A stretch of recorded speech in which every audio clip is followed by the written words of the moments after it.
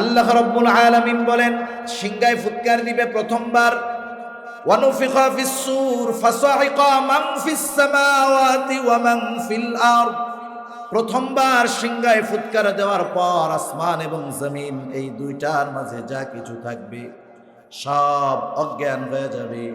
তাফসীরের মধ্যে আসছে এই সিংহায় ফুৎকারের দ্বারা আল্লাহ রাব্বুল আলামিন যাকে চান, আল্লাহ তাআলা বলেন ফাসাইকা মান ফিস সামাওয়াতি ওয়া মান ফিল আরদ ইল্লা মান শা আল্লাহ।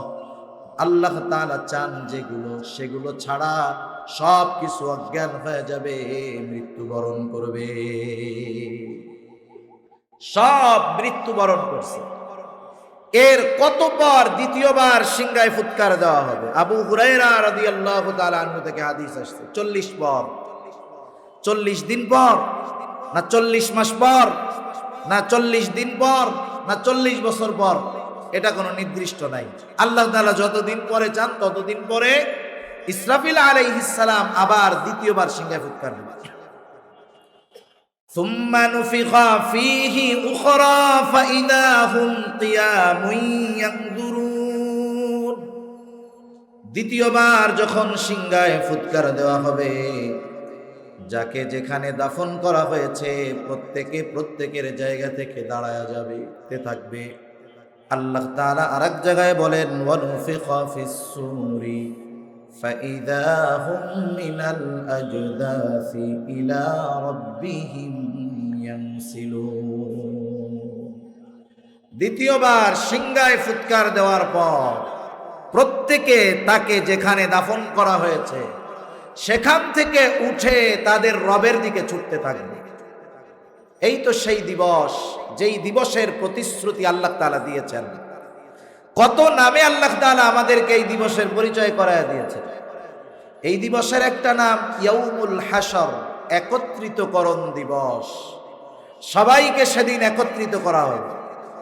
এই দিবসের আরেক নাম ইয়াউমুল জাযা, যেই দিন মানুষকে দুনিয়ার কর্মের পূর্ণ প্রতিদান আল্লাহ তাআলা দিবেন। আল্লাহ তাআলা বলেন وَإِنَّمَا تُوَفَّوْنَ أُجُورَكُمْ يَوْمَ الْقِيَامَةِ فَمَنْ زُحْزِحَ عَنِ النَّارِ وَأُدْخِلَ الْجَنَّةَ فَقَدْ فَازَ الَّذِي نَزَّلَ الْقُرْآنَ هُدًى لِّلنَّاسِ وَبَيِّنَاتٍ مِّنَ الْهُدَى وَالْفُرْقَانِ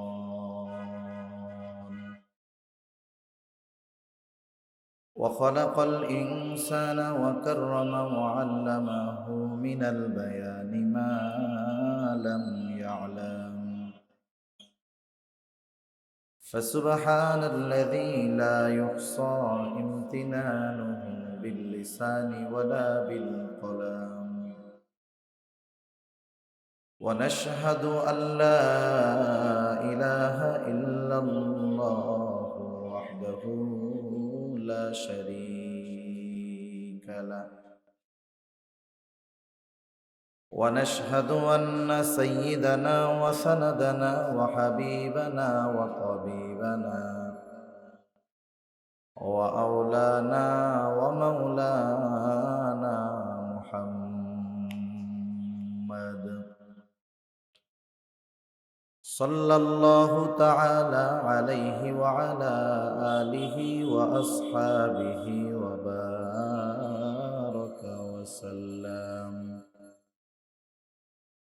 وبارك وسلم تسليما كثيرا كثيرا.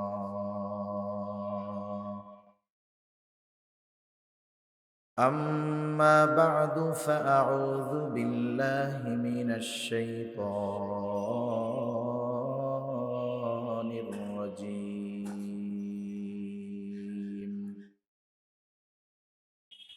بسم الله الرحمن الرحيم.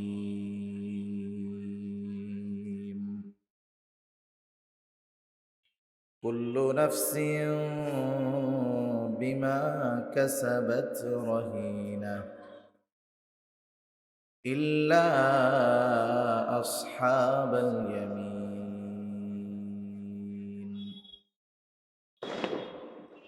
في جنات يتساءلون عن المجرمين ما سلككم في سقر قالوا لم نك من المصلين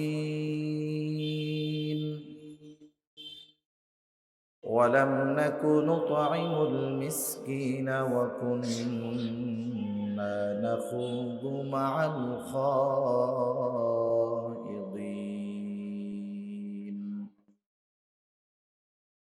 وكنا نكذب بيوم الدين حتى أتانا اليقين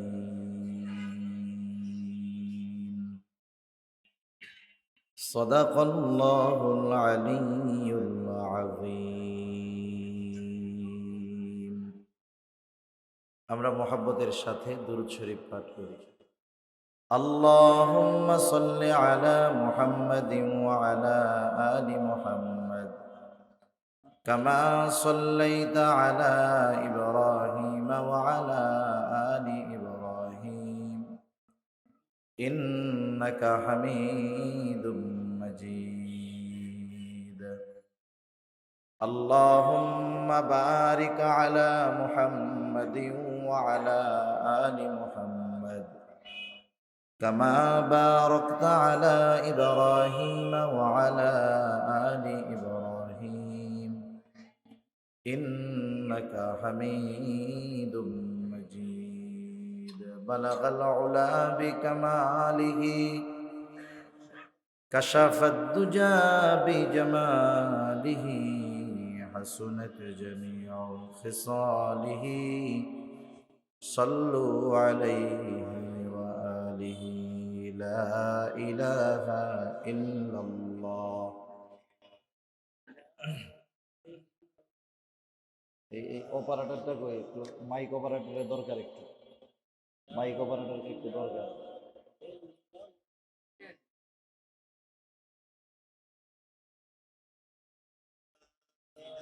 এটা সামনে আনে না আর আওয়াজটা এই যে নয়েজ হয়ে গেল পরে একবারে ক্লিয়ার মাইকের মতো আওয়াজ আসবে কানে টনটন আওয়াজ হবে হ্যাঁ لا إله إلا الله لا إله إلا الله لا إله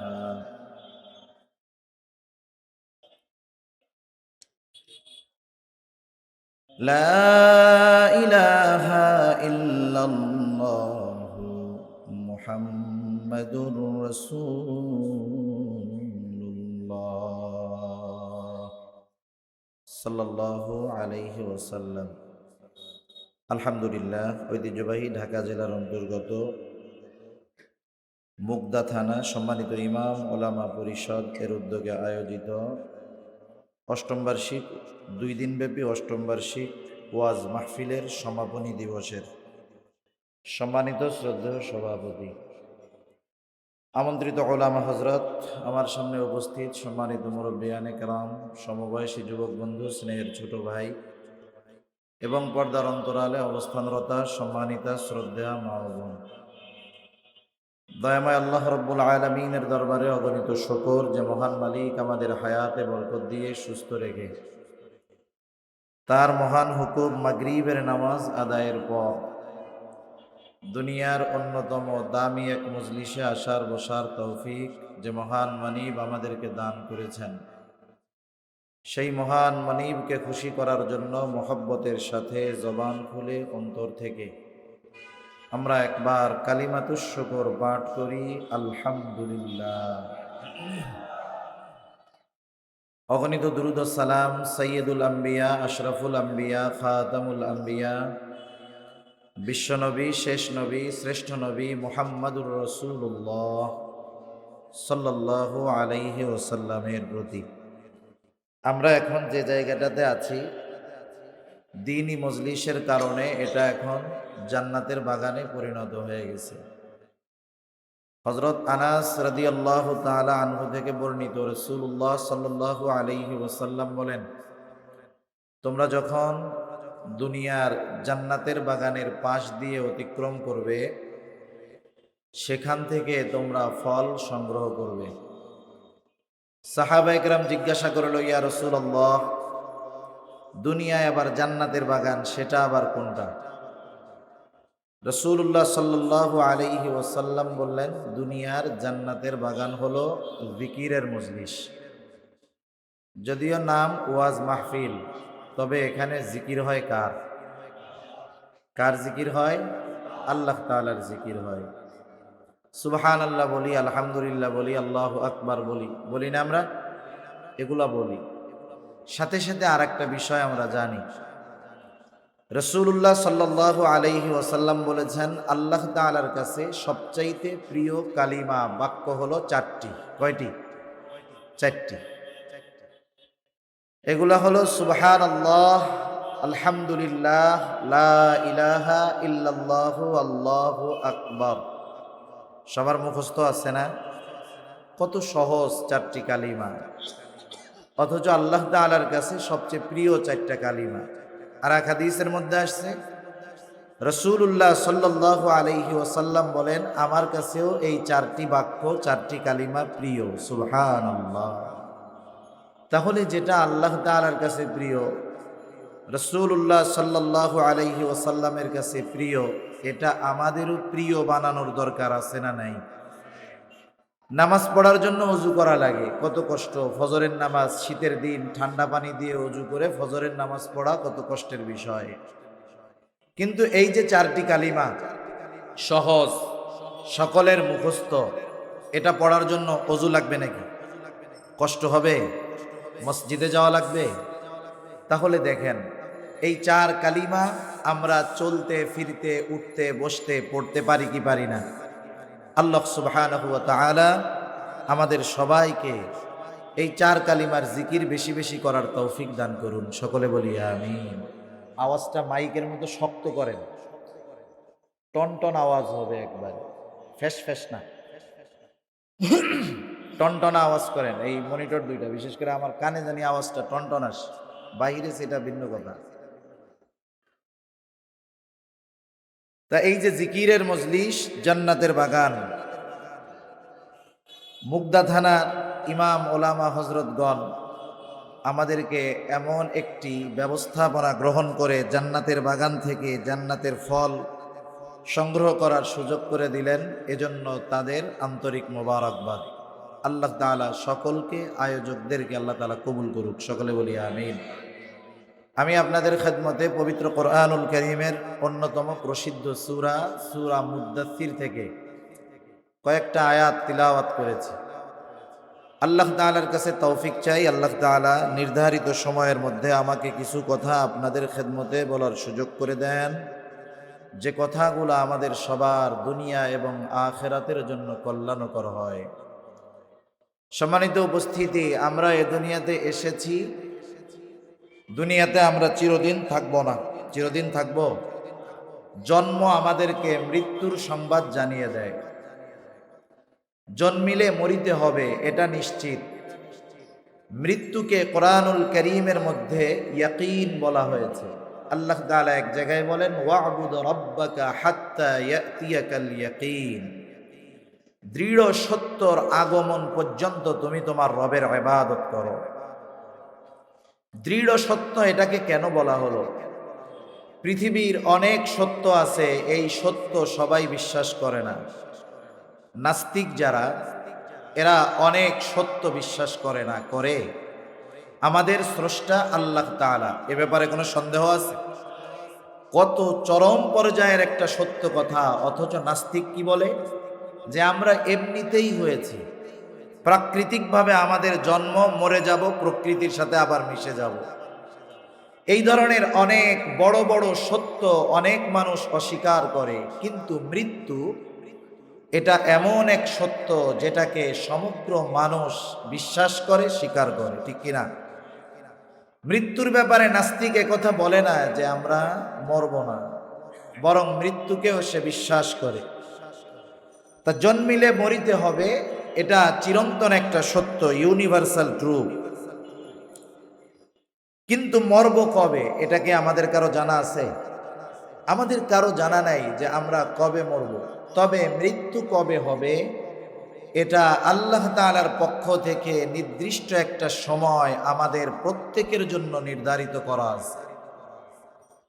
যখন আমরা মায়ের পেটের মধ্যে, শুক্র কীট যখন মায়ের রেহেমের মধ্যে পৌঁছিয়ে গেছে, 120 দিন যখন ওই জায়গায় এই শুক্র কীট অবস্থান করলো, 120 দিন পর এটা একটা মাংসের টুকরায় পরিণত হয়েছে। কিসের টুকরা?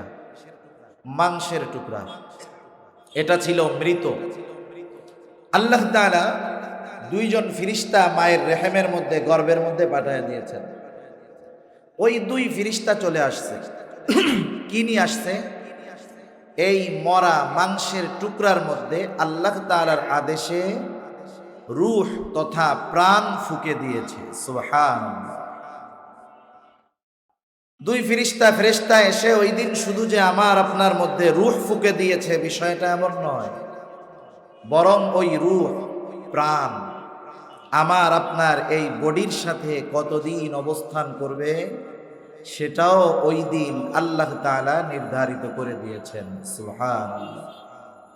মানুষ যখন মারা যায়, মারা যাওয়ার পরে তার দেহের সব অর্গানগুলা থাকে, হাত থাকে, পা থাকে, চোখ থাকে, কান থাকে, কিন্তু থাকে না কি? এইটাকে দেখা যায় না, কিন্তু দেখা যায়। সেজন্য রূহ কি জিনিস, রাসূল আকরাম সাল্লাল্লাহু আলাইহি ওয়াসাল্লামকে এটা প্রশ্ন করা হয়েছে। যখন আল্লাহ রাসূল সাল্লাল্লাহু আলাইহি ওয়াসাল্লাম নিজের রিসালাতের কথা মক্কার কুরাইশ কাফেরদের মধ্যে জানায় দিলেন, কুরাইশরা তারা চিন্তা করলো মুহাম্মদ আমাদের মধ্যেই ছিল, আমাদের বংশ থেকেই জন্ম নিয়েছে, নিজেরা আবার নবী বলতেছে, সে আসলে নবী কি নবী নয়, এ বিষয়টা সমাধান দিতে পারবে ইহুদিরা, আহলে কিতাব যারা, তারা নবীজির ব্যাপারে নিশ্চিত হওয়ার লক্ষ্যে দুইজন লোক পাঠায়া দিছে মদিনায় ইহুদি আলেমদের কাছে, যাও খোঁজ খবর নিয়ে আসবা, জেনে আসবা মুহাম্মদ যে নবী দাবি করে সে কি সত্যই নবী, আসলে কি নবী নাকি নবী না। ওই দুইজন চলে গেছে। ইহুদি আলেমরা তাদেরকে বলে দিয়েছে, শোনো, তোমাদের মধ্যে যেই লোকটা নবী বলে নিজেকে দাবি করতেছে তাকে তোমরা 3টা প্রশ্ন করবা। কয় প্রশ্ন? 3 প্রশ্ন। এই 3 প্রশ্নের জবাব যদি সে যথাযথভাবে দিতে পারে তাহলে সে নবী, কোনো সন্দেহ নাই। তারা ওই 3 প্রশ্ন শিখে মক্কায় চলে আসছে। আমি সংক্ষিপ্ত সারে বলতেছি আর কি। তারা এসে আল্লাহ রাসূল সাল্লাল্লাহু আলাইহি ওয়াসাল্লামকে প্রশ্ন করছে।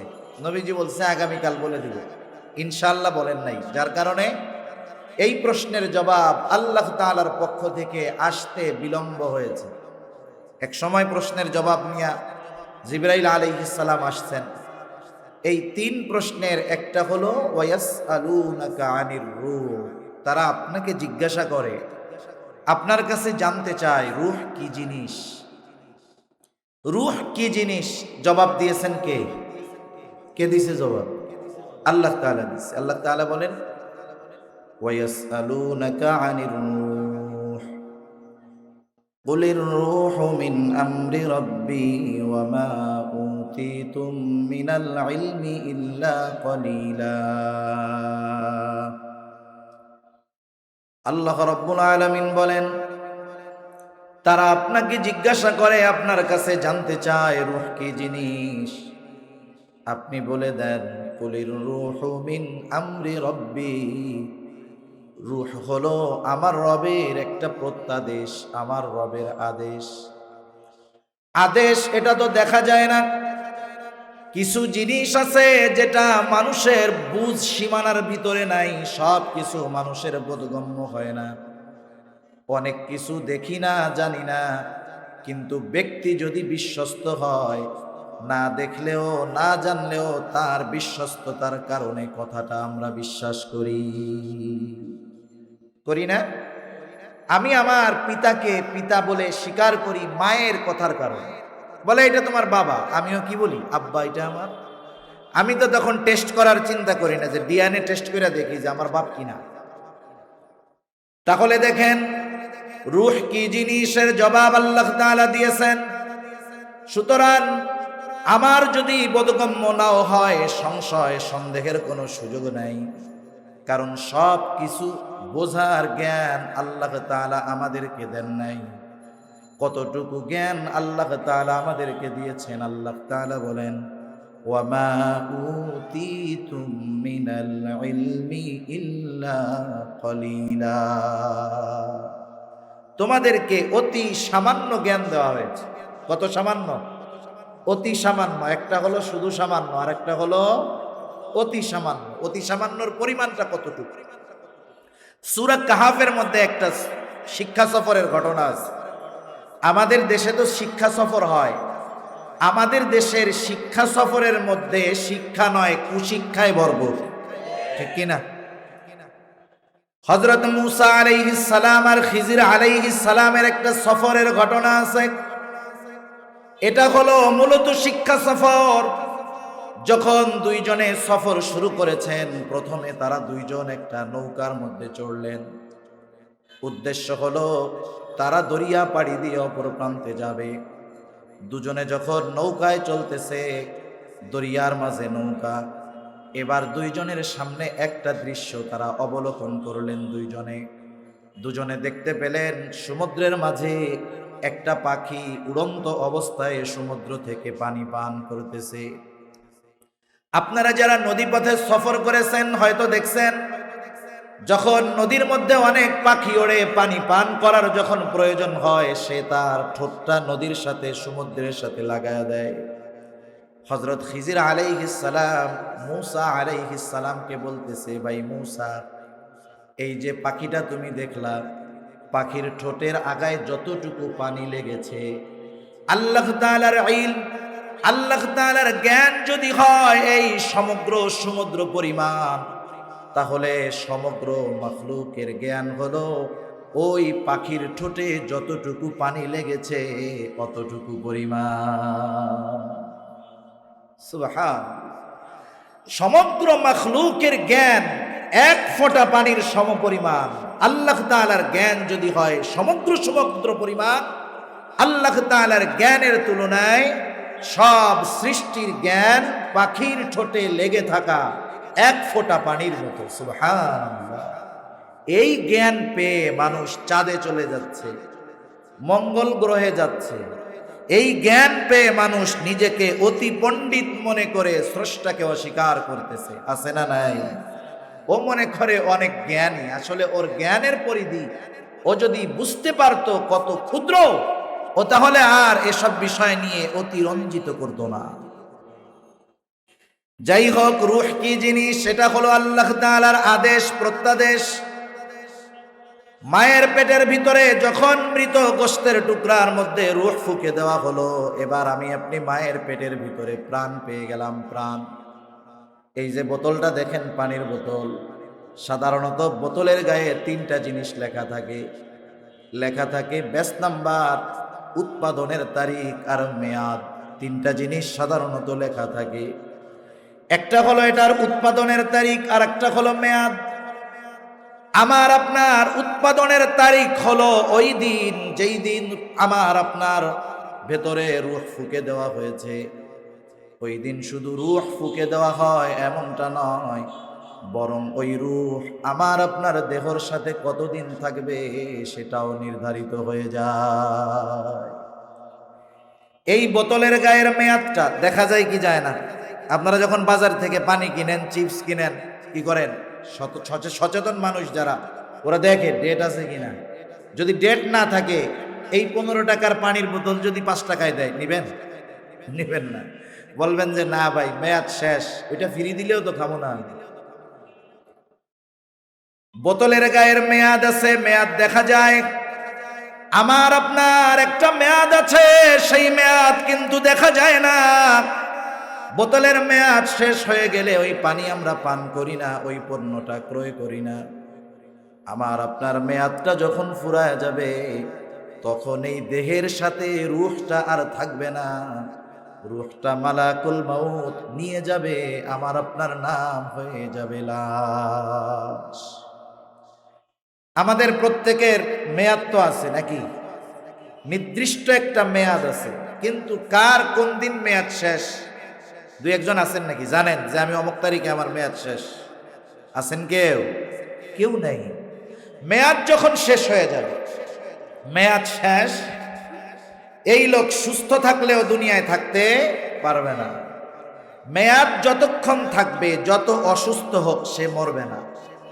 কয়েকদিন আগে দেখলাম সৌদি আরবের এক প্রিন্স, যুবরাজ, 17 বছর কেমোতে আছে। কেমো, লাইফ সাপোর্ট লাগানো আছে, এখনো মরে নাই। কেমোতে যারা থাকে কোনো সেন্স নাই, টোটালি সেন্সলেস, পুরা দেহটা প্যারালাইজড রোগীর মতো, নড়াচড়াও হয় না, শুধুমাত্র কোনো মতে শ্বাস প্রশ্বাস আছে। ওই একটা মেশিন আছে, ওখানে দেখে বোঝা যায় এখনো মরে নাই, একটু একটু বেঁচে আছে। তাহলে দেখেন, ওর হায়াত ফুরায় নাই, লাইফ সাপোর্টে বেঁচে আছে 17 বছর। আর হায়াত যখন ফুরিয়ে যাবে, সুস্থ যত থাক, বাঁচতে পারবে একেবারে যথাসময়ে মালাকুল মাউত মৃত্যুর পয়গাম নিয়ে হাজির হয়ে যাবে। এক মুহূর্ত আগেও আসবে না, এক মুহূর্ত বিলম্ব করবে না। আল্লাহ তাআলা বলেন, ফাইদা জাআ আজালুহুম লা ইস্তাখিরুনা সাআতাও ওয়া লা ইস্তাকদিমুন। মালাকুল মাউত নির্ধারিত সময় হাজির হওয়ার পর এক মুহূর্ত বিলম্ব করবে না, এক মুহূর্ত আগেও আসবে না। সুবহানাল্লাহ। মুহূর্তটা আমি আপনাদের কেমনে বুঝাই? আপনারা যারা স্টপ ওয়াচ ব্যবহার করেন, স্টপ ওয়াচ 100 ন্যানো সেকেন্ডে 1 সেকেন্ড, 100 ন্যানো সেকেন্ডে 1 সেকেন্ড, মানে 1 সেকেন্ডকে 100 ভাগ করলে প্রতিটা ভাগকে এক একটা মুহূর্ত বলা হয়। চিন্তা করে দেখেন কত সূক্ষ্মভাবে মালাকুল মাউত যথাসময়ে আমার আপনার প্রাণ হরণ করে। সুবহানাল্লাহ। আমার আপনার দেহ থেকে যখন রূহ নিয়ে যাবে, নাম হবে লাশ। সাধারণত আমাদের অঞ্চলগুলাতে দেখি, মানুষ যখন মারা যায় ঘোষণা দেওয়া হয় মাইকে, অমুক এলাকার অমুক অমুকের ছেলে আজ বিকাল 5 ঘটিকার সময় ইন্তেকাল করিয়াছে, আগামীকাল সকাল 9টায় তার জানাজা হবে। এইরকম ঘোষণা অধিকাংশ অঞ্চলেই দেওয়া হয়। তার মৃত্যুর সংবাদ মানুষের কাছে পৌঁছাতে গিয়ে ইন্তেকাল একটা শব্দ ব্যবহার করা হয়। ইন্তেকাল শব্দটি হলো আরবি শব্দ। ইন্তেকাল শব্দের অর্থ হলো স্থানান্তরিত হওয়া, চূড়ান্তভাবে শেষ হয়ে যাওয়া এমনটা নয়, বরং ইন্তেকাল হলো দুনিয়ার জগৎ থেকে নতুন এক জগতে গেল, একটা শেষ হলো, নতুন আর এক শুরু হলো, কবরস্থ করা হলো, সে নতুন এক জগতের বাসিন্দা হয়ে গেল। হাদিসের ভাষায় যেটাকে বলা হয় আলমে বারজাখ। কবর জগৎ আলমে বারজাখ, লোকচক্ষুর অন্তরালের একটি জগৎ। দুনিয়াতে অনেক কিছু আছে, এর বাস্তবতা, এর অস্তিত্ব আমরা স্বীকার করি, তবে আমরা দেখি না। কত কিছু আছে দেখি না, বিশ্বাস করি, করি না। ব্যথা লাগলে অনুভব হয়, দেখা যায় না। ঘ্রাণ, সেটা ভালো হোক আর মন্দ হোক, অনুভব করা যায় কিন্তু দেখা যায় না। দেখা না গেলেও এর অস্তিত্বকে বিশ্বাস তো করি নাকি? মৃত্যু পরবর্তীকালীন সময় আলমে বারজাখ দেখা যায় না, কিন্তু অস্বীকার করার কোনো সুযোগ নাই।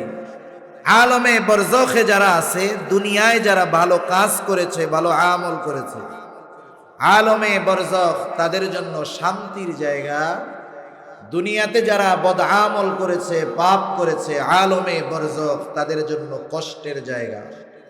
এজন্য হাদিসের মধ্যে আসছে, কারো কবর হলো রাউযাতুম মিন রিয়াদিল জান্নাহ, জান্নাতের একটা বাগান। আবার কারো কবর এটা জাহান্নামের একটা গর্ত। তাহলে এখান থেকে আমরা যাব আলমে বরজখে, সেখানে দীর্ঘকাল আমাদেরকে অবস্থান করতে হবে, কিন্তু চিরকাল নয়, কিন্তু দীর্ঘ একটা সময় আলমে বরজখে অবস্থানের মেয়াদ, সময়টা শেষ হয়ে যাবে। আল্লাহ তাআলার আদেশে ইসরাফিল আলাইহিস সালাম সিংহায় ফুৎকার দিবে। আল্লাহ তাআলা বলেন, ওয়ানুফিখা ফিস সূরি ফাসাইকা মান ফিস সামাওয়াতি ওয়া মান ফিল আরদ সুম্মা নুফিখা ফীহি উখরা ফাইযা হুম কিয়ামুন ইয়ানজুরুন। আল্লাহ রাব্বুল আলামিন বলেন, সিংহায় ফুৎকার দিবে প্রথমবার। ওয়ানুফিখা ফিস সূর ফাসাইকা মান ফিস সামাওয়াতি ওয়া মান ফিল আরদ। প্রথমবার সিংহায় ফুৎকার দেওয়ার পর আসমান এবং জমিন, এই দুইটার মাঝে যা কিছু থাকবে সব অজ্ঞান হয়ে যাবে। তাফসীরের মধ্যে আসছে, এই সিংহায় ফুৎকারের দ্বারা আল্লাহ রাব্বুল আলামিন যাকে চান, আল্লাহ তাআলা বলেন, ফাসাইকা মান ফিস সামাওয়াতি ওয়া মান ফিল আরদ ইল্লা মান শাআল্লাহ। আল্লাহ তাআলা চান যেগুলো, সেগুলো ছাড়া সব কিছু অজ্ঞান হয়ে যাবে, মৃত্যুবরণ করবে। সব মৃত্যুবরণ করছে। এর কত পর দ্বিতীয়বার সিংহায় ফুৎকার দেওয়া হবে? আবু হুরায়রা রাদিয়াল্লাহু তাআলা আনহু থেকে হাদিস আসছে, 40 পর, 40 দিন পর, না 40 মাস পর, না 40 দিন পর, না 40 বছর পর, এটা কোনো নির্দিষ্ট নাই। আল্লাহ তাআলা যতদিন পরে চান ততদিন পরে ইসরাফিল আলাইহিস সালাম আবার দ্বিতীয়বার সিংহায় ফুৎকার দিবেন। সুম্মা নুফিখা ফীহি উখরা ফাইদা হুম কিয়ামুন ইয়ানজুরুন। দ্বিতীয়বার যখন সিংহায় ফুৎকার দেওয়া হবে, যাকে যেখানে দাফন করা হয়েছে প্রত্যেকের জায়গা থেকে দাঁড়ায়া যাবে, থাকবে। আল্লাহ তাআলা আরেক জায়গায় বলেন, ওয়ানুফিখা ফিস সূরি ফাইযা হুম মিনাল আজদাসি ইলা রাব্বিহিম ইয়ানসিলুন।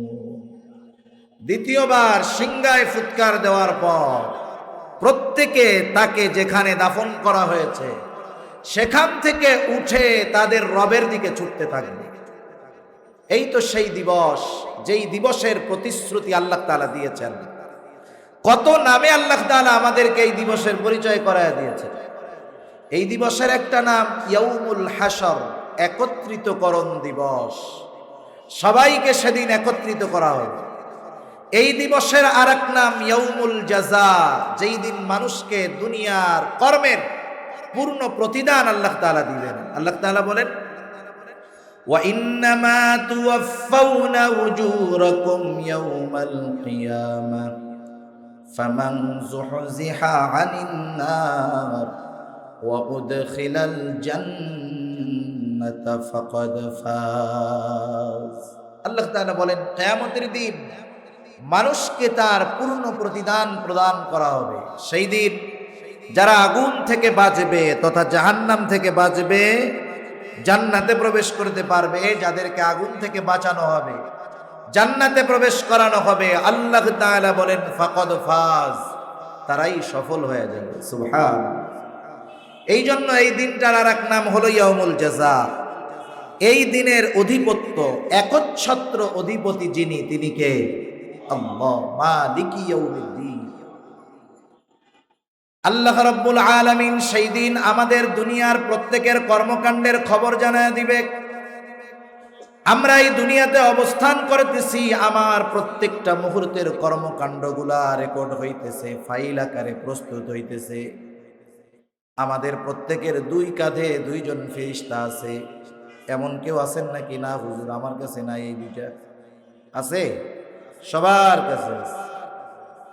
এক হুজুর ওয়াজ করছে, ওয়াজের মধ্যে বলছে আর কি, যে যার ঘরে কুকুর থাকবে, ছবি টবি থাকবে, এর ঘরে ফেরেশতা ঢুকবে না। সরাসরি বলে দিছে কি ঢুকবে না, ফেরেশতা ঢুকবে না। ও চিন্তা করছে কুকুরের বাচ্চা একটা যদি ঘরের মধ্যে রাখি আজরাইল তাইলে আর ঢুকতে পারবে না।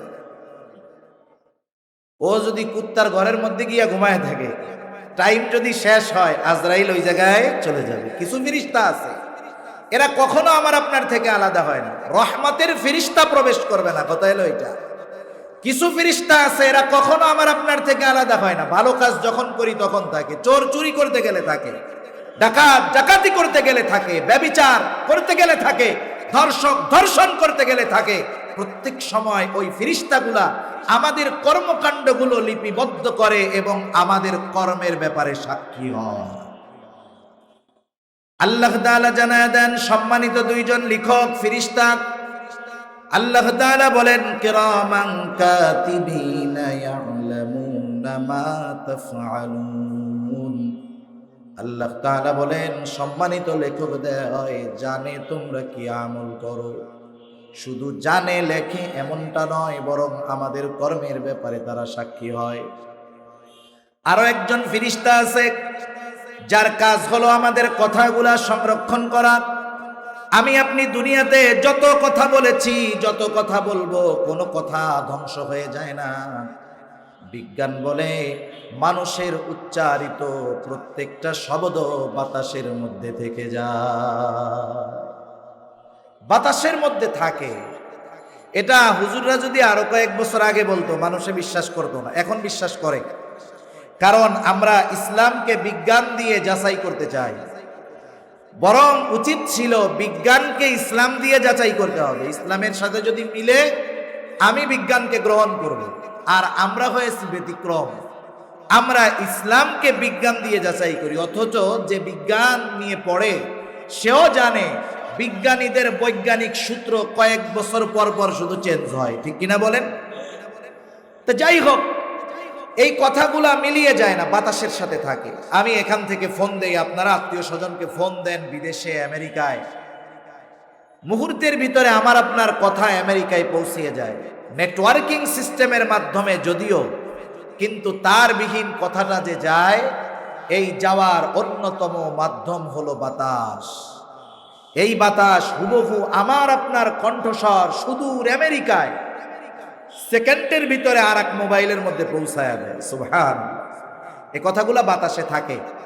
আল্লাহ তাআলা যদি বলে কিয়ামতের দিন মুকদার আব্দুর রহিম সারা জিন্দেগিতে যত কথা বলছে বাতাস সবগুলো আলাদা করে দাও, সেকেন্ডের ব্যাপার, তাও লাগবে না। কারণ আল্লাহ তাআলা যখন কিছু চান, ইচ্ছা করেন, বলেন হও, সাথে সাথে হয়ে যায়। সুবহানাল্লাহ। আরেকজন ফেরেশতা আমাদের সাথে আছে, আমাদের কথাগুলা সংরক্ষণ করে। আল্লাহ তাআলা বলেন মা ইয়ালফিযু মিন কওলিন ইল্লা লাদাইহি রাকীবুন আতীদ। সদা সতর্ক একজন ফেরেশতা আমাদের প্রত্যেকের সাথে আছে। মা ইয়ালফিযু মিন কওল, মানুষ জবান দ্বারা যা নিক্ষেপ করে, অর্থাৎ যেই কথাটা বলে, ওই সতর্ক ফেরেশতা ওই কথাটা সাথে সাথে সংরক্ষণ করে ফেলে। আমাদের গোটা জিন্দেগির যেই কর্ম, এই কর্মের সবচাইতে বড় সাক্ষী হলেন কে? আল্লাহ। আল্লাহ তাআলার এক সাক্ষ্যই তো যথেষ্ট, কিন্তু এরপরেও আল্লাহ তাআলা কত সাক্ষী রাখছেন। ফেরেশতারা সাক্ষী হিসাবে আছে, কর্মগুলা লিপিবদ্ধ আছে। শুধু তাই না, আমি আপনি যেই অঙ্গ প্রত্যঙ্গ দিয়ে কর্মগুলো সম্পাদন করি, ওই অঙ্গ প্রত্যঙ্গগুলোও আমার কর্মের ব্যাপারে সাক্ষী।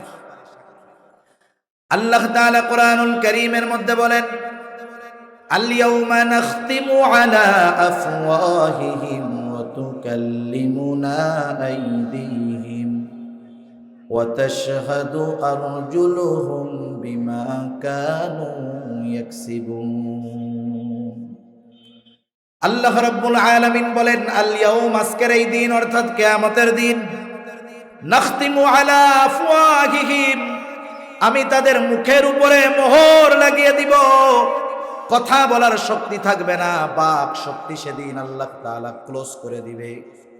আল্লাহ তাআলা বলেন ওয়া তুকাল্লিমুনা আইদিহিম, আমার সাথে কথা বলবে তাদের হাত, ওয়া তাশহাদু আরজুলুহুম, সাক্ষী দিবে তাদের পা, বিমা কানু ইয়াকসিবুন, এই হাত পা দ্বারা দুনিয়াতে তারা কি উপার্জন করেছে। শুধু হাত পা সাক্ষী দিবে বিষয়টা এমন নয়। আল্লাহ তাআলা এক জায়গায় বলেন, শাহিদা আলাইহিম সামউহুম ওয়া আবসারুহুম ওয়া জুলুদুহুম বিমা কানু ইয়ামালুন। আল্লাহ তাআলা বলেন, সাক্ষী দিবে তাদের কান, সাক্ষী দিবে তাদের চোখ, সাক্ষী দিবে তাদের চামড়া, এগুলার দ্বারা দুনিয়াতে তারা কি কর্ম করেছে। বলেন তো, এই দুনিয়াতে হাত পা চোখ নাক কান চামড়া দিয়ে যতই অন্যায় অপরাধ করা হোক না কেন, এরা কি দুনিয়াতে আমাদেরকে বাধা দেয় নাকি? কথা বলে নাকি? কথা বলে? মনিটরের ভলিউমটা বাড়ানোর একটু, আমি তো জোরে কইলে আমার কষ্ট হয় আর কি, এই জন্য সাউন্ডটা একটু বেশি দরকার, একটু জোরে বাড়ায় দেন।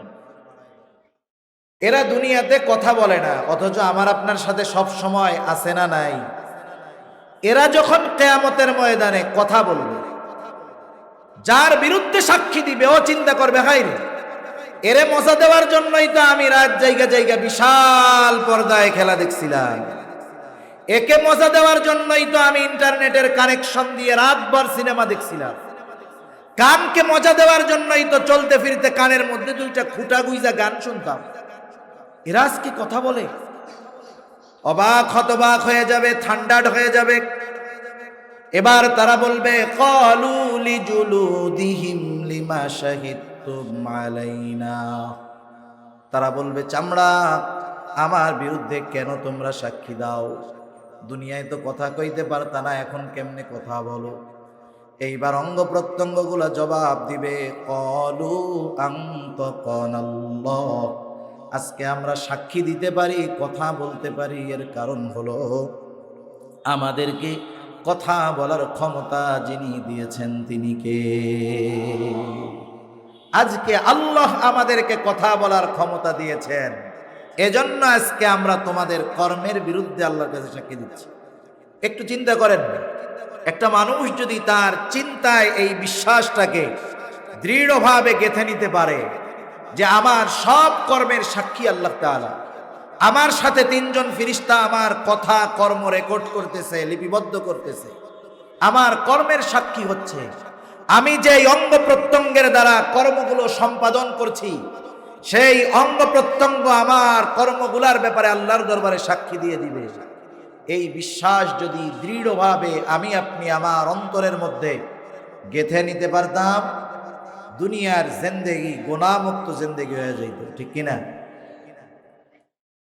আমলনামাগুলা আছে, ফাইল আকারে সব আমলনামা আছে। কিয়ামতের দিন আল্লাহ তাআলা প্রত্যেকের আমলনামা ছেড়ে দিবে, প্রত্যেকের আমলনামা যথাযথভাবে প্রত্যেকের কাছে পৌঁছায় যাবে। যেমন দুনিয়াতে আপনার প্রতিবেশী, যে আপনি যদি তার মোবাইল নম্বরে ফোন দেন, নাম্বারটা যদি ঠিক থাকে, সে যদি বাসায়ও থাকে ঢাকার বাইরেও থাকে, বলেন তো নাম্বার যদি ঠিক থাকে ফোনটা তার কাছে যাবে কি যাবে না? কিয়ামতের দিন আল্লাহ রাব্বুল আলামিন আমলনামাগুলো ছেড়ে দিবে, প্রত্যেকের আমলনামা প্রত্যেকের কাছে পৌঁছায়া যাবে।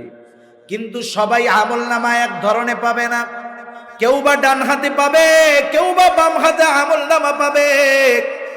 একদল মানুষ ডান হাতে আমলনামা পাবে, যারা ডান হাতে আমলনামা পাবে তাদের অভিব্যক্তি কি হবে? আল্লাহ তাআলা কোরআনুল কারীমের মধ্যে জানায় দেন, যারা ডান হাতে আমলনামা পাবে, আল্লাহ তাআলা বলেন, ফাআম্মা মান উতিয়া কিতাবাহু বিয়ামিনি ফায়াকুলু হাউম ইকরাউ কিতাবিয়া ইন্নী যানানতু আন্নী মুলাকিন হিসাবিয়া। যারা ডান হাতে আমলনামা পাবে, ছোটবেলায় আমরা যখন পরীক্ষা দিয়েছি স্কুলে, প্রাইমারি স্কুলে, আমাদের সময় নিয়ম ছিল পরীক্ষা যখন শেষ হতো, রেজাল্ট যখন দিত, শুধু ফলাফল জানায় দিত না, পরীক্ষার প্রশ্নের উত্তরপত্রটাও আমাদেরকে দিয়ে বলা হতো, তুমি দেখো তুমি কি লিখছো। শুধু তাই না, বলা হতো এই উত্তরপত্রটা তুমি তোমার অভিভাবকের কাছ থেকে সিগনেচার করে আনবা। যে পরীক্ষায় ভালো পাইতো, গোল্ডেন এ প্লাস পেয়ে গেছে, 100-র মধ্যে 90 পেয়ে গেছে, 95 পেয়ে গেছে, বলেন তো সে খুশি না বেজার? আমরা তখন পাশের ছাত্র বন্ধুকে বলতাম, বন্ধু দেখো কত সুন্দর লিখছি, এ প্লাস পেয়ে গেছি, 90-এর উপরে পেয়ে গেছি। তখন ছিল লেটার মার্ক পেয়ে গেছি, একটু দেখো কত সুন্দর কইরা লিখছি। রেজাল্ট ভালো হওয়ার কারণে আনন্দে আমি আরেকজনকে বলি, দেখো আমার খাতাটা। ওই যে ডান হাতে যে আমলনামা পাবে সে তো গোল্ডেন এ প্লাস পেয়ে গেছে। এইবার সে বলবে ফায়াকুলু হাউম করাউ কিতাবিয়া, সে এবার বলবে এই আমার আমলনামা পড়ো, আমার আমলনামা। খুশিতে মানুষদেরকে তার প্রাপ্ত আমলনামা সে পাঠ করতে বলবে।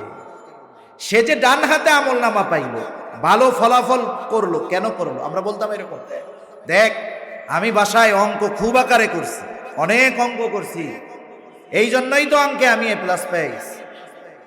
এবার সে তার ডান হাতে আমলনামা পাওয়ার কারণটা বলবে, কোন কারণে ডান হাতে আমলনামা পেল। সে বলবে ইন্নী যানানতু আন্নী মুলাকিন হিসাবিয়া, আমি ডান হাতে আমলনামা পেলাম, পড়ো আমার আমলনামা। কারণ হিসাবে কেমন যেন সে বলতেছে, আমাকে যে হিসাবের মুখোমুখি হওয়া লাগবে এই ব্যাপারে আমি দৃঢ় ধারণা পোষণ করতাম, আমি দৃঢ় বিশ্বাস রাখতাম যে আমার কর্মের ব্যাপারে আমাকে হিসাবের সম্মুখীন হওয়া লাগবে। এজন্য আমি আমার কর্মকে সুন্দর করেছি, যার কারণে আমলনামা কোন হাতে? ডান হাতে। এরা হলো ডানপন্থী। এরা কি পন্থী? ডানপন্থী, আখেরাতের ডানপন্থী। আরেক দল আমলনামা পাবে বাম হাতে। তাদের আমলনামা সাধারণভাবে সামনাসামনি বাম হাতে দেওয়া হবে না, অপমান অপদস্থ করে তাদের আমলনামা তাদের হাতে দেওয়া হবে। বাম হাতটা বুক চিরে পেছন দিকে নেওয়া হবে, বাম হাতে আমলনামা দেওয়া হবে। বাম হাতে আমলনামা পাওয়ার পর তাদের অভিব্যক্তি কেমন হবে? আল্লাহ তাআলা বলেন, ওয়া আম্মা মান উতিয়া কিতাবাহু বিশিমালি ফায়াকুলু ইয়া লাইতানি লাম উতা কিতাবিয়া ওয়া লাম আদরি মা হিসাবিয়া। বাম হাতে আমলনামা পাবার পর তারা বলবে, ইয়া লাইতানি লাম উতা কিতাবিয়া, হায় রে আমার নসিব, দুর্ভোগ আমার, আমি যদি এই কিতাব না পাইতাম কতই না ভালো হতো। জীবনের অনেক কিছুর সাথে এগুলার মিল পাওয়া যায়। অনেক সময় ওই যে আগে বললাম, পরীক্ষার খাতা সহ আমাদেরকে দেওয়া হতো। একজন অঙ্কে করছে ফেল, অঙ্কে কি করছে? ফেল করছে, 2টা ঘোড়ার ডিম পাইছে। এখন বলেন তো, ঘোড়ার ডিম পাওয়ার পরে ও কি বন্ধুদের খাতা দেখাবে যে দেখ ঘোড়ার ডিম 2টা কেমনে পাইলাম? দেখাবে? ও খাতা লুকায় রাখবে, কাউকে দেখতে দিবে না। বরং উল্টা ও চিন্তা করবে, হায় রে এই খাতাটা যদি স্যারের বাসায় আগুন ধরে পুড়ে যাইতো কতই না ভালো হইতো, এই খাতাটা যদি আমারটা হারায়া যাইতো কতই না ভালো হইতো, আমি ফেল করছি এই খবর যদি আমি না জানতাম কতই না ভালো হইতো, আফসোস করবে। শুধু তাই না, সব খাতাগুলা বাড়িতে নিয়ে দেখাইছে, অঙ্ক খাতা আর দেখায় না। মা আব্বা বলে, কই রে সবগুলার রেজাল্ট দিল, অঙ্কের রেজাল্টটা দেয় না রে। ও তো দিছে, পাইছে কিসের ডিম? হাঁসের ডিম আর ঘোড়ার ডিম। কারণ বাড়িতে কি কয়, না মা ও খাতার দিতেছে না, হারাই গেছে মনে হয়। ও চায় না ও ফেল করছে, এই লজ্জার বিষয়টা মানুষ জানতে পারবে। ওরাও সেই দিন বলবে, বাম হাতে আমলনামা যারা পেল তারাও বলবে, ইয়া লাইতানি লাম উতা কিতাবিয়া, হায় রে দুর্ভোগ, আমি যদি এই আমলনামা না পাইতাম কতই না ভালো হতো। ওয়ালাম আদরি মা হিসাবিয়া, আমার এই হিসাবের ব্যাপারটা আমি যদি না জানতাম কতই না ভালো হতো। আমলনামা আল্লাহ তাআলা প্রত্যেকেরটা দিয়ে দিবেন, যেই ভাষায় আমলনামা হোক না কেন, পড়ার যোগ্যতা দিবেন কে? দুনিয়ার প্রযুক্তি অনেক কিছু আমাদের বোঝার ক্ষেত্রে সহযোগিতা করে। পৃথিবীতে অনেক ভাষাভাষীর মানুষ আছে, সবার ভাষা আমরা বুঝি না। যেমন চায়নাদের ভাষা, যারা ও দেশে থাকছে ওই ভাষা শিখছে ভিন্ন কথা, সাধারণভাবে তাদের ভাষা বোঝা তো বহুদূর, পড়া তো বহুদূর, বাক্য বহুদূর, শব্দ বহুদূর, অক্ষরই আমরা চিনি না, ঠিক কিনা বলেন? এখন আমি আপনি যদি অপরিচিত একজন চাইনিজের সাথে কথাবার্তা করতে চাই, বলতে চাই, কি করণীয়? প্রযুক্তি আমাদেরকে সেই ব্যবস্থা দিয়ে দিয়েছে। গুগল থেকে আপনি সফটওয়্যার নামাবেন, যেই সফটওয়্যারের মাধ্যমে ভাষা পরিবর্তনের ব্যবস্থা থাকবে। আপনি চায়নার কাছে মেসেজ দিবেন আপনার ভাষায়, বাংলা ভাষায় লিখবেন তোমার নাম কি। আপনি চায়না ভাষায় এটাকে কনভার্ট করে দিলেন, চায়নার নম্বরে দিলেন, ওর মোবাইলে গিয়ে ওর ভাষায় উঠবে তোমার নাম কি। কথাবার্তা শুরু হয়ে গেছে না? এবার ও ওর ভাষায় লিখবে যে আমার নাম এইটাই, ও লিখবে চায়না টু বাংলা, আমার আপনার মোবাইলে মেসেজ চলে আসবে যে ও ওর যেই নামটা বলেছে বাংলায় চলে আসবে। সুবহানাল্লাহ! এ প্রযুক্তি আজকের না, আরো কয়েক বছর আগে। এখন তো আরো আধুনিক প্রযুক্তি হচ্ছে। মনে করেন আন্তর্জাতিক কোন সেমিনার হইতেছে, 200 দেশের 200 ভাষার মানুষ আছে সেখানে। বাংলা ভাষায় যদি কেউ বক্তব্য দেয়, হয়তো পাকিস্তানি সাথে ভারতীয় কিছু মানুষ বুঝবে, ভারতের সব এলাকার মানুষ বুঝবে না, আমাদের সাথে যারা আছে ওরা বুঝবে। এই 2-1টা দেশ হয়তো কিছু কিছু বাংলা ভাষা বুঝবে, বাকিরা কি বুঝবে বলেন? বুঝবে না। প্রযুক্তি কত অ্যাডভান্স! মনে করেন 200 জন মানুষ ওখানে আছে, যে যেই দেশের মানুষ, একজন বক্তব্য দিচ্ছেন বাংলায়, প্রত্যেকের সামনে একটা হেডফোন আছে, বক্তব্য হচ্ছে কিসে? বাংলায়। এইবার যার বাড়ি ওই আফ্রিকার এক দেশ তিউনিসিয়া, সে তার হেডফোনটা কানে লাগায় দিল, সে ওই বাংলা ভাষায় যিনি বক্তব্য দিচ্ছেন তার টোনে, তার কানে বাংলা ভাষায় নয় তিউনিসিয়ার ভাষায় আওয়াজ পৌঁছায়া যাবে। সুবহানাল্লাহ! একসাথে বক্তব্য দিবে বাংলায়, 200 মানুষ কানে হেডফোন দিয়ে হুবহু বক্তার কণ্ঠে তাদের দেশের ভাষায় আলাদা আলাদা সেই বক্তব্য শ্রবণ করবে। সুবহানাল্লাহ! মানুষের মাথায় এই মেধা, এই প্রযুক্তি উদ্ভাবনের বুদ্ধি যিনি দিয়েছেন তিনি কে? সেই আল্লাহ। বকলম মূর্খ, পড়তেও জানে না, লিখতেও জানে না, এমন লোককে আমলনামা পড়ার যোগ্যতা দিতে পারবে তো? কোনো সন্দেহ নাই পারবে। আল্লাহ তাআলা এবার বলবেন, ইকরা কিতাবাক কাফা বিনাফসিকাল ইয়াওমা আলাইকা হাসিবা। আল্লাহ রাব্বুল আলামিন বলবেন, তুমি পড়ো তোমার কিতাব, পড়ো তোমার আমলনামা, তোমার হিসাব তুমি নিজে নেওয়ার জন্য যথেষ্ট। তোমার ফলাফল কি, তোমার পুরস্কার কি, প্রতিদান কি, তুমি নিজেই এটা বুঝতে পারবা। পড়ো তোমার আমলনামা। আমলনামা পড়বে, মানুষেরা অবাক হয়ে যাবে।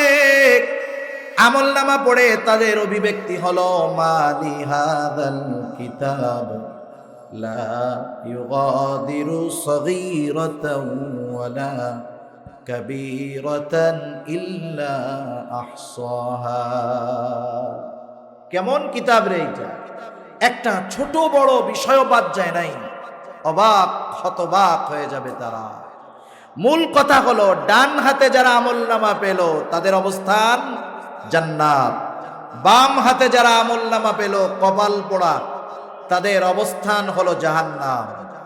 জান্নাতীরা জান্নাতে যাওয়ার আগ পর্যন্ত পেরেশানিতে থাকবে। সব সৃষ্টি, সব মানুষ টেনশনের মধ্যে থাকবে, চিন্তায় থাকবে। স্বয়ং আমাদের নবীজিও চিন্তায় থাকবেন, তবে নিজের চিন্তায় নয়, উম্মতের চিন্তায় থাকবেন। তিনি উম্মতের ব্যাপারে চিন্তিত থাকবেন।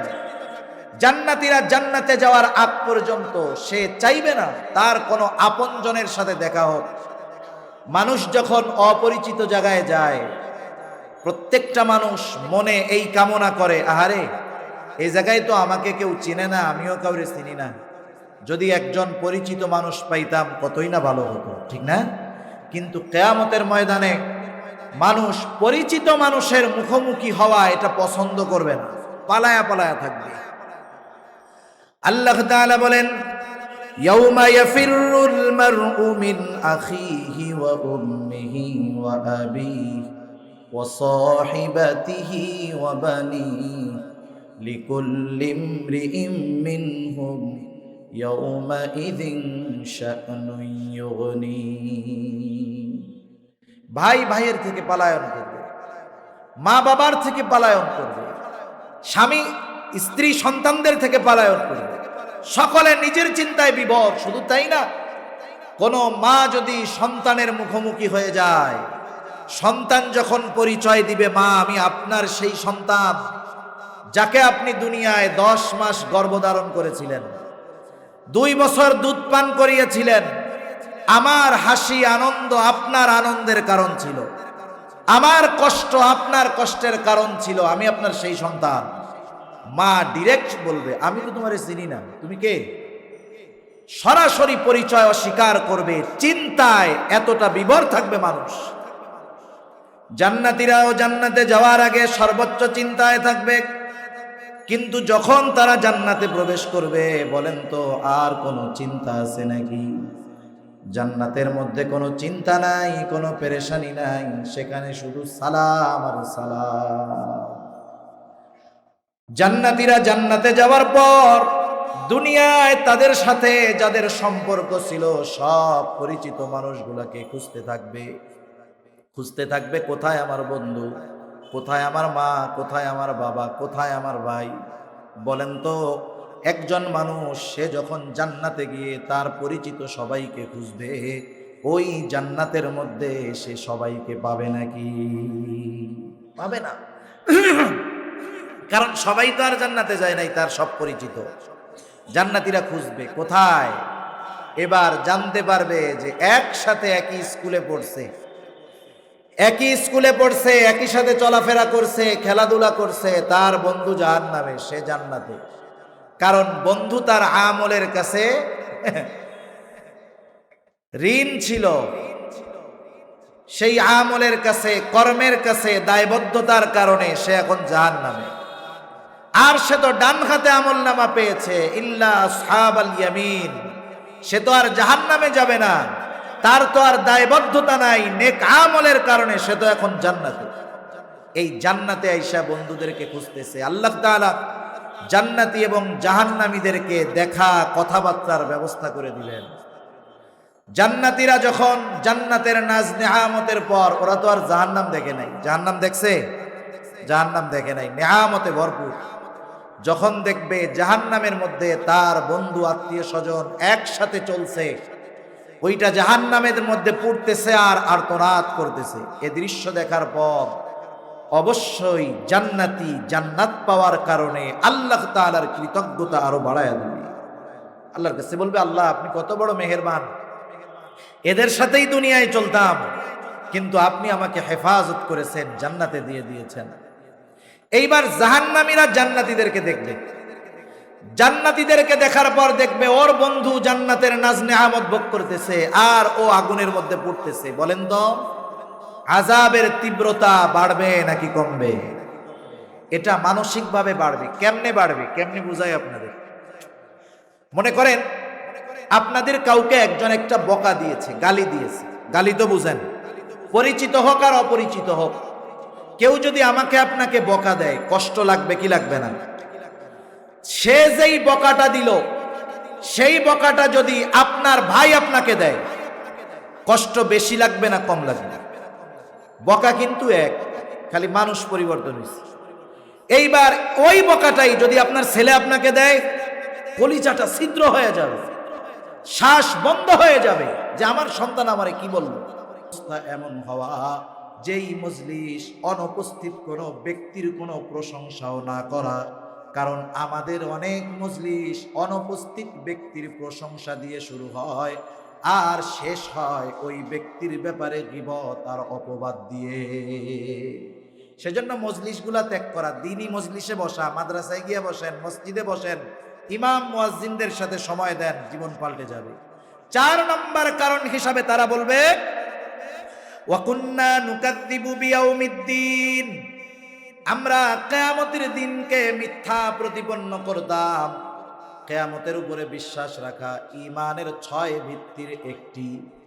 আমরা ছোটবেলায় ঈমানের ভিত্তি পড়েছি 7টা।